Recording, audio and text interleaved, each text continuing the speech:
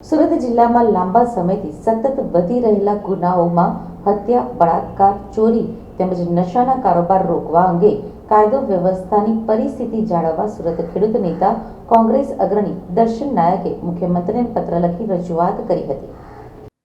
છેલ્લા 10 થી 15 દિવસમાં જે રીતે ક્રાઇમ રેટનો વધારો થયો છે, ચોરી, લૂંટફાટ, બળાત્કાર, સગીરાનું અપહરણ, ઠેર ઠેર ચોરીના બનાવોના કારણે સુરત જિલ્લાની પ્રજામાં એક ડરનો માહોલ ઊભો થાય એ પ્રકારની પરિસ્થિતિનું નિર્માણ થયું છે.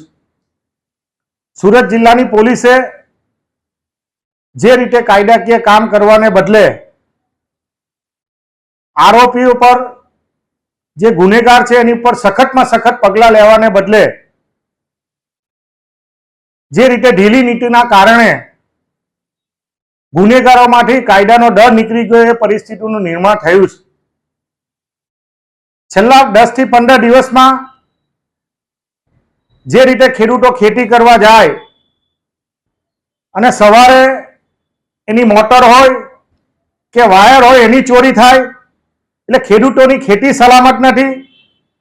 બચત કરીને સામાન્ય માણસે બેંકમાં જે નાણાં મૂક્યા છે એ બેંકોમાં જે રીતે ઢાળ પડે છે અને જે પ્રકારે ચોરી થાય છે, એટલે લોકોના નાણાં પણ બેંકોમાં સલામત નથી.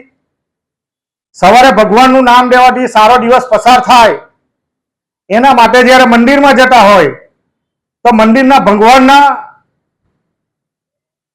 આભૂષણો પણ સલામત નથી. અને કોઈ બાળકી ભણવા માટે બજારમાં જતી હોય ત્યારે એની પર પણ જે પ્રકારે દુષ્કર્મ કે એની છેડતીના બનાવો બને છે. આના કારણે સુરત જિલ્લામાં કાયદો અને વ્યવસ્થાની પરિસ્થિતિ ભાંગી પડી એ પ્રકારનું સ્પષ્ટ નિર્માણ થયું છે. માનનીય મુખ્યમંત્રી, માનનીય ગૃહમંત્રી અને માનનીય ડીજીપીને પત્ર લખીને વિનંતી કરી છે કે અગાઉના વર્ષમાં, ગયા વર્ષે જે રીતે 5238 જેટલા ગુનાઓ 15 તારીખ સુધીમાં નોંધાયા હતા આખા વર્ષ દરમિયાન, એમાં અસંખ્ય વધારો થઈને લગભગ 6238 જેટલા ગુનાઓ આ વર્ષમાં સુરત જિલ્લામાં નોંધાયા છે.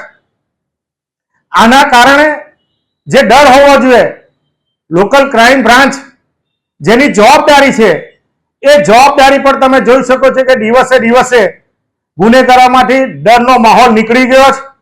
આજે પણ ઠેર ઠેર જગ્યાએ વારંવાર ગૃહ વિભાગને, પોલીસ વિભાગને રજૂઆત કરવા છતાં આજે પણ ઠેર ઠેર નશાયુક્ત પદાર્થો ઠેર ઠેર વેચાય છે.